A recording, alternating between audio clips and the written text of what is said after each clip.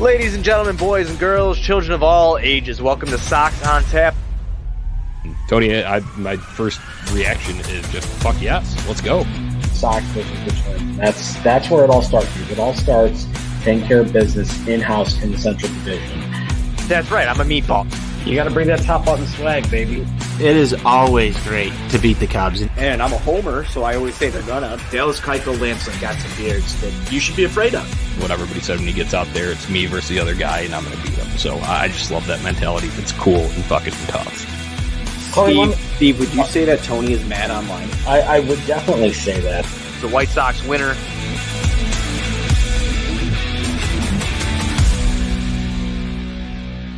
White Sox fans, welcome in. It's Sox on Tap post-game show here, coming at you after a White Sox 6-4 victory over the Seattle Mariners, going 4-1 on the season. First time since 2005, Steve. That sounds pretty good to me.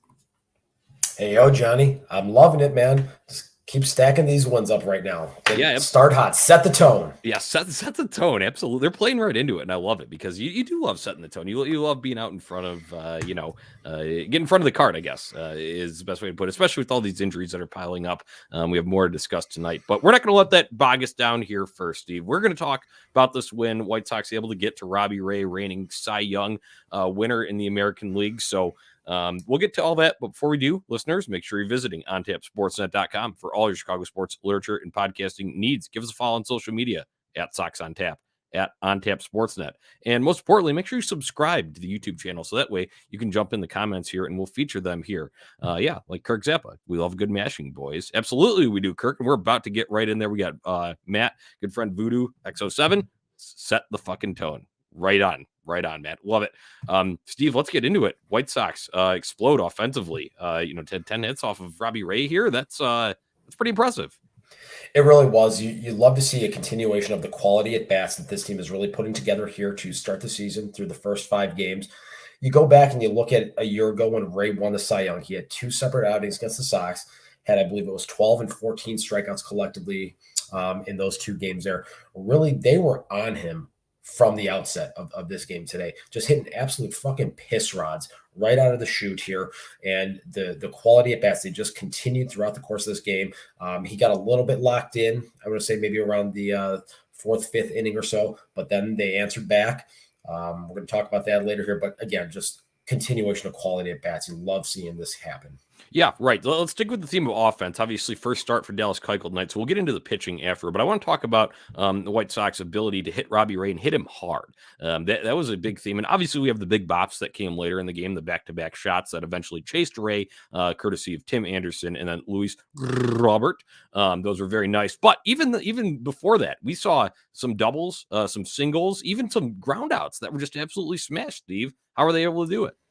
Just going up there and being aggressive early in counts. They know obviously you don't want to fall behind 0-2, 1-2 to Ray to allow him the opportunity to put guys out with that wipeout slider. So going up there aggressively in the zone. We saw it was a pretty wide strike zone, particularly inside to right-handed hitters, about an inch or so coming off the plate. It was going both sides there. Dallas Keuchel was able to take advantage of that as well. So Sox did a really nice job of adjusting their approach offensively here, being mindful of that and really attacking Ray and allowing themselves to get, again, into quality hitters counts to do damage. Would one might say that they set the tone against him? I think one could definitely say that, my friend. Yeah, absolutely. And that's a great breakdown of how they were able to get to him here. Let's run through a little bit of the scoring. Already down 1-0. We'll get to the reason why that was when we get to the pitching front, but we're talking White Sox offense here. So Eloy, first bomb of the year. Let's not talk injury yet because that'll come with the news section later, but first home run of the year, that's setting the tone right there too. I think I heard someone tell me one time that ball go far, team go far. Yeah. As always, I'm working to confirm, but it seems as though that's a viable and winning strategy. And Eloy's a guy that has fallen prey to a number of circumstances and lapses throughout the course of his career, I would say in the last year or so, where he's just beaten the ball into the ground too much. So, and it's funny, Steve Stone, prophetic, doing that thing that he likes to do, talked about it's only a matter of time until Eloy starts elevating the baseball. 2 pitches later, tie ball game, 449 feet. Let's go. Right, you talk about Eloy kind of hitting the ball into the ground for stretches last year, even the beginning of this year. And I will say, though, it wasn't totally unproductive because he has had, as our guy Sox Insane pointed out during now after the home run, Eloy has driven in a run in every single game thus far this season. So you love to see that. Even when he wasn't getting the ball in the air, but now he has. And hopefully this injury won't keep him sidelined too long. He is day-to-day. That's his status here, but we'll get into the reason for that later. Talking further through this, Vaughn singles, Engel walks, Harrison moves him over. And then we get Jake Berger absolutely smashing an RBI single. Good to see him stepping up, filling in with Yohan Moncada on the shelf to start the year. This is one of the nice things about Jake Berger is you have what I believe to be a competent, major league ready replacement option in the event that Yohan Moncada is shelved for a period of time, as he is right now. And Berger has stepped in similar to what he did last year, and he has not really missed a beat. And he's looking like he is not overmatched and uncomfortable at the major league level. And that's really all you can ask for. And he's going out there and he's equating himself very nicely. And that's a friend of Sox on Tap, former guest on this show, Jake Berger, I might add. Yes, great to see him in the lineup and doing productive things early on while the White Sox are dealing with a plethora of injuries that only got added to tonight. But further than that, Tim Anderson, man, talking about setting the tone, igniter, spark plug, whatever term you want to use for him. Lightning rod, I think that's another one too. At the top of the order, he comes through with 2 RBI double to really crack this thing open in the bottom of the second, making it 4-1 here. Johnny, one key thing I want to talk about here, and something that's not going to show up in the box score here. So the RBI single that Jake Berger had, the piss rod that JP Crawford wasn't able to field cleanly. One of the key sequences right there was, and this is something that didn't really manifest itself today, but if this continues throughout the course of the season, Josh Harrison getting a fantastic read on that ball, understanding the ricochet, understanding the angle of the ball going off of Crawford's glove and advancing, getting that 90 feet. I talked about this at length last year, being able to take 90 feet at a time. That is the type of thing that is the difference in winning playoff caliber baseball games right there. And Harrison has shown on multiple occasions here already in his 5 games in a White Sox uniform. This is a very heads up, smart baseball player that has good, solid instincts on there, and they were on display here again tonight. Yeah, that's something that you had preached a lot last year, and that was taking the extra 90 feet when you can. And obviously, great to see a guy like Josh Harrison fitting in with both. He makes some of the swaggy plays. We saw that little flip to Tim Anderson there, so he does have a little flair to his game. The celebrations when he got the third in the game Saturday, I believe, at Detroit. So that's all good, but it's not just that. He's not just the flair and the flash. He's a smart baseball player. So I like that you bring that up. That's a good point. As we get in top of the 5th, that's when the Mariners would start to mount a comeback here, eventually making it 4-3 after a string of hits there. That's when Dallas Keuchel kind of expected. Can't say that I'm entirely shocked of what happened here, but this would be the end of Dallas Keuchel's run here. So let's talk this before we get into how the Sox add their final runs. Dallas Keuchel, first start of the season. What did you see from him? The biggest thing up until the latter innings of this game is he was working ahead consistently in counts. Stone talked about this at length on the broadcast tonight. One of his biggest issues in 2021 was falling behind in counts consistently, walking too many guys. And when you're a guy that doesn't have overpowering stuff the way Dallas Keuchel doesn't at this juncture of his career, you have to work ahead. You have to pound the zone. And he was really taking advantage of the first couple of innings here of that expanded zone off the plate to the right-handed hitters, and that was really allowing him to bury that cutter in on the hands of the Seattle Mariners hitters. And so he really went out there, I think, had a very strong game plan out there. That third time through the order, 5th inning started kind of falling behind a little bit, and then kind of got babbipped a little bit with a couple of soft little dinks in there. He was able to pitch his way out of it there, leave with a 4-3 lead. All things considered, he went out there, he gave this team 15 outs tonight, allowed them to leave with a lead, turning it over to the bullpen. If you get that with consistency and with regularity from Diamond Dallas Keuchel this year, I think Sox fans collectively will all feel a lot better about this. I agree 1,000%. And you're going to hear some of these NWI Steve preaching moments on the base paths, extra 90 feet, and then the 15 outs for these pitchers, especially with how beat up we are due to injuries and whatnot. So, yes, I agree. Overall, solid outing from Keuchel, 5 innings, 6 hits, 3 earned runs, no walks, which is always nice to see. 5 5 Ks. He had like 2 or 4 through 2 innings, and then obviously the 1 home run early on in that first inning to France. But overall, I think White Sox fans and the White Sox themselves, Ethan Katz, Tony La Russa, can all accept this and be satisfied with what Dallas Keuchel gave them tonight. So let's move on. Another highlight in the top of the 6th, Adam Engel out in right field, robbing a home run from Jesse Winker. This guy is a professional at that. He is just a human highlight reel at the wall there, bringing balls back into the park. We saw this, I think it was 2019. He had that week where he did it 3 times, and we just see it so frequently with him. He is so comfortable out there. He understands his surroundings. He knows this ballpark, where he has to be at all times, how to position his body appropriately, and timing his jumps. That's one of the toughest things that we've seen from Luis Robert at this point here. So to see Engel be able to go out there and do that again, I mean, that's a huge way to pick up Kyle Crick there, who thought that he gave up a game-tying home run. Right. Because that's a big play at that point, like you'd mentioned, would have been the game-tying run there, but it stays in the ballpark thanks to Adam Engel. You talk about Luis Robert there too, and I know Luis Robert has all of the physical tools to be able to do it, and you'd be able to figure it out eventually. But I would imagine playing that ballpark, there's probably a few pointers being shared between him and Adam Engel whenever they're going out there and venturing towards the wall. Yeah, I would hope so. Certainly. I mean, Engel at this point is a veteran. He's been around for a number of years, and anything he can do to give Luis Robert more tools in his tool set, look out. Yeah, right. Exactly. Let's move on. Bottom of the 7th, and that is when the White Sox really put the icing on the cake in this game with a back-to-back home runs. Tim Anderson started it off, solo shot off of Ray, and then obviously Robert, solo shot following up, right center. You like to see him go opposite field there. That makes it 6-3 Sox at the time, and obviously chases Robbie Ray from the game, ending what was a, wouldn't say terrible night for him, but obviously way less than ideal, and obviously hit really hard. So yeah, by his standards, a terrible night for him, but it's great for us to hand it to him. I think all things considered, I think I saw a stat from Baseball Savant. I believe the Sox had 12 batted balls over 100 miles an hour tonight against Robbie Ray. So that just shows that they were seeing him well. They were picking the ball up early out of his hand, and they were squaring him up with regularity. And when you see TA going out there, being the igniter, stirring the drink as he likes to do, and then the Luis show. I mean, it's something every night with this guy. Yeah, I'll reiterate it for people that may have not remembered from last year. Luis Robert was built in the lab, and he also looks like those old mannequins that you used to see at Dick's Sporting Goods. If you injected those with steroids, that's what Luis Robert just looks like as a human being, and that's with eating Dominoes and doing, whatever he does. And it doesn't matter because he's just so lean and cut and athletic. So love to see it. Second home run in as many days for Robert. Great to see him follow up the obviously big shot that he had on the home opener on Tuesday, and then obviously did it in the base pass then too. This guy is MVP, definitely going to be in the running in that discussion when it's all said and done at the end of the year.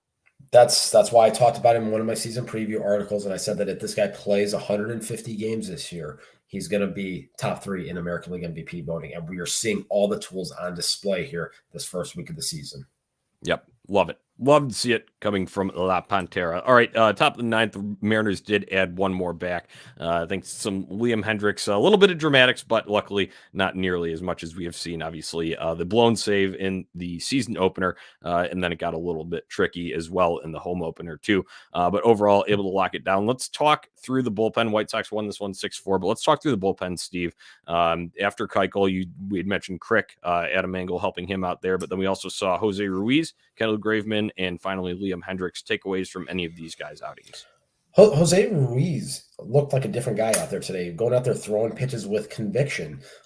He's a guy that has obviously been a little bit of a whipping boy within the White Sox Twitter community. I know Anthony, our fearless leader, is not the biggest Jose Ruiz fan out there, but if Ruiz can go out there and, again, just be competent, establish first pitch fastball command, work ahead of counts, and give himself an opportunity to be able to utilize the hard biting slider that he does have, he can be a functional piece in this bullpen. And Kendall Graveman is just really coming out here and that's really the definition of setting the tone when you come over to a new team right now, what we've seen from him to this point. Yeah, doing against his former team today. Obviously, there was that whole sort of kind of, I guess, drama, you could put it, with the trade that sent him from the Mariners to the Astros last year, and with just how, connected he was to the teammates. So doing it against his former team, I'm sure he still has appreciation for some of those guys there, but hey, he is in black and white for the foreseeable future. So it's great to see him doing that in the, on the South side here. I like to call him Kendall Gravedigger. I think that's just, I've seen it a few times on Twitter, but he has been stable, reliable so far, and I expect that to continue. All three of these guys in between Keuchel and Hendricks get the holds, and then Liam Hendricks locking down second save of the year. Liam Hendricks, I'm still going to, get nervous until he's like finally stringing together clean outings. Steve, I know the pitch mix is probably what's driving this, being way too fastball heavy. So if you want to dive into Liam Hendricks at all, just real quick, and then we can move on to the news and next game preview. That really is the biggest thing here, is the over reliance on fastball utilization right now. So either he just simply doesn't feel that he has a strong feel for any of his secondary offerings right now, particularly his slider. We did see him flip a couple of breaking balls out there to get a strikeout in the ninth inning there, but he can't just go out there and be a one-pitch pitcher. I don't care if you are throwing 97, 98 at the top of the zone. If you don't have anything that you can have in the back of that hitter's mind to make them think, okay, I can just sit 97, sit dead red all day, we're going to continue to see some struggles out there. So it's imperative that he figure out whatever it is that is ailing him with that secondary offering right now. Right. A good breakdown of that, Steve. From a negative Nani to joyful Johnny, my Dr. Jekyll and Mr. Hyde here. As soon as I saw that stuff going in the beginning, he was worthy of a Sopranos meme, which I am pretty frequent with, but it was fucking idiot. LOL, Liam, fucking idiot. That's what I had to do. But I had to do that because then guess what? Katz comes out, talks to him. They all settle down. And then guess what? He's starting to throw a slider for a strike when he comes back out. Probably just said, your pitch is good. This pitch is good. You know how to throw it. Just throw it, locate it. And he did so. No damage after that point. And White Sox able to lock this one down. Steve, 4-1. This feels good. I think it's imperative that this team stacks up wins right now because the schedule is going to be a gauntlet coming up. You're absolutely right. I talked about this on our season preview show.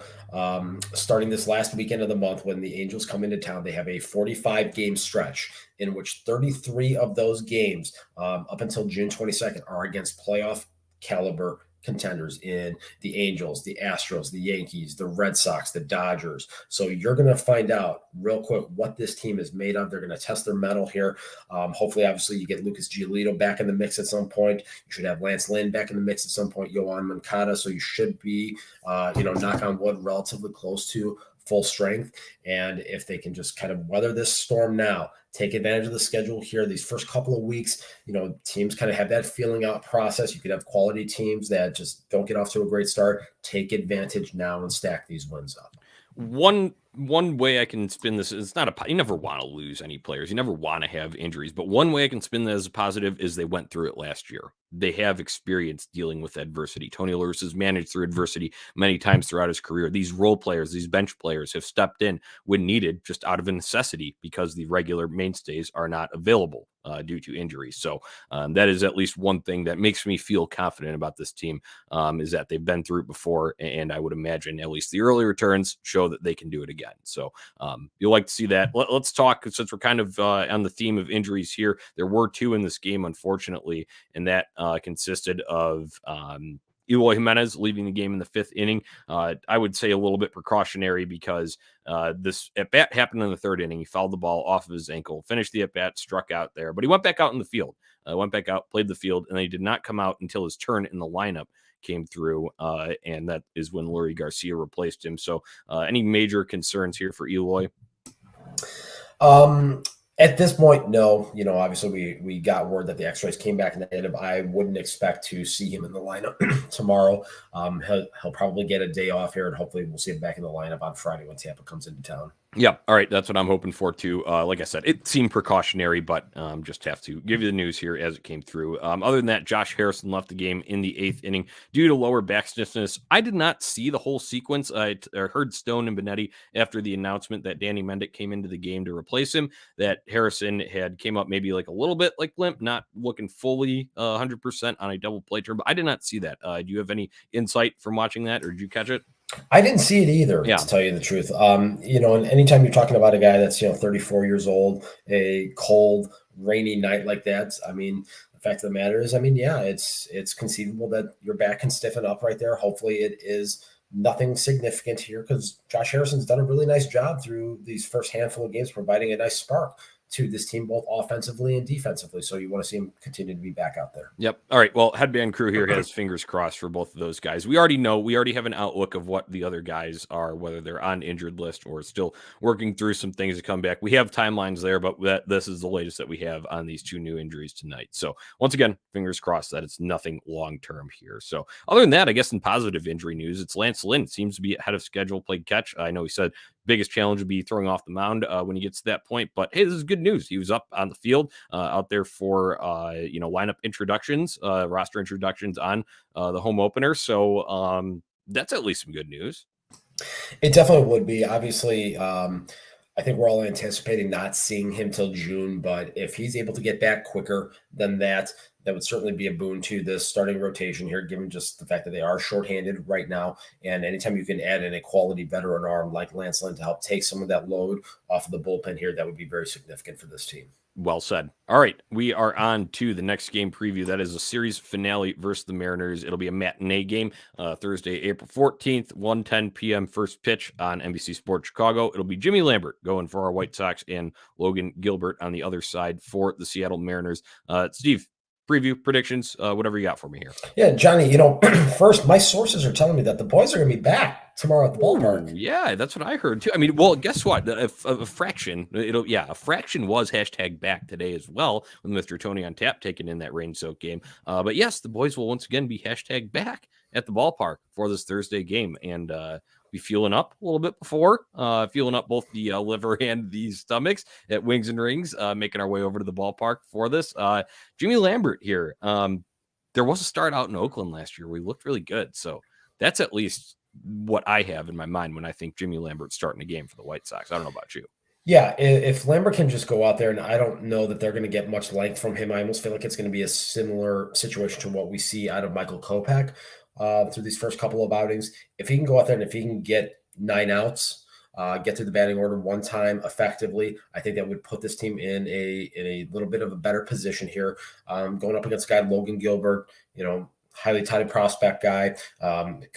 He's come up and done a pretty good job for this Mariner team. Got a real nice fastball, hard-biting slider combination from the right side here. So Sox hitters, I just would love to see him stay on that nice, consistent approach that they've had over the last 5 games here to start the season. And I think with a guy like Gilbert, he's the type of guy that has a slider that really breaks hard down and away from right-handed hitters. So seeing them kind of take that ball, let it get a little deep on him, shoot the ball into those right center field gaps like what we've seen from Luis Robert and Tim Anderson to this point. I think they can go out there and be effective against him. Right. White Sox have only had 4 batters face Logan Gilbert all one time, and one of them is not on the roster right now due to injury, and that's Yohan Moncada. So Jose Abreu, only one with a hit here. That leads into our picks to clicks. Who are you going with? If he is in the lineup tomorrow, I'm going to take Anthony's baby boy, Gavin Sheets. Yes, I like that. You got to figure that may be the case as we saw them stack up against a righty in the home opener with Gavin Sheets out there playing right field. Very possible. I like that pick, Steve. I will go with another left-handed bat, and that's going to be Yasmani Grandal. It's about time for another bat drop. I loved seeing the one Saturday. That was a great one, but we got to build on that. Let's start, piling up those numbers like he was able to do when he returned from his injury last year. Steve, that's about all I've got for tonight's show. Final thoughts, then we can wrap this thing up. Let's go out tomorrow. Let's get a sweep, baby. Let's go. Yeah, going to be a great time at the ballpark during the day. I would assume weather is going to be a little bit more favorable than the kind of monsoon at times. It's going to be interesting. They're talking 50-mile-an-hour winds. So yeah, that'll be something we'll have to layer up for. But I think we'll be nice and have a liquor sweater as part of those layers as well. So should be a good time. Listeners, thank you for tuning in. As always, make sure you're watching the YouTube version, subscribing to OnTap Sportsnet there, so you can come in and have your comments featured here in the stream. It's always fun to interact with you guys as we are talking through a White Sox game. So other than that, make sure you're following us on social media at OnTap Sportsnet and at Sox on Tap. Let's go get a sweep, improve the 5-1 tomorrow, Steve. And that's it. White Sox forever. White Sox for life.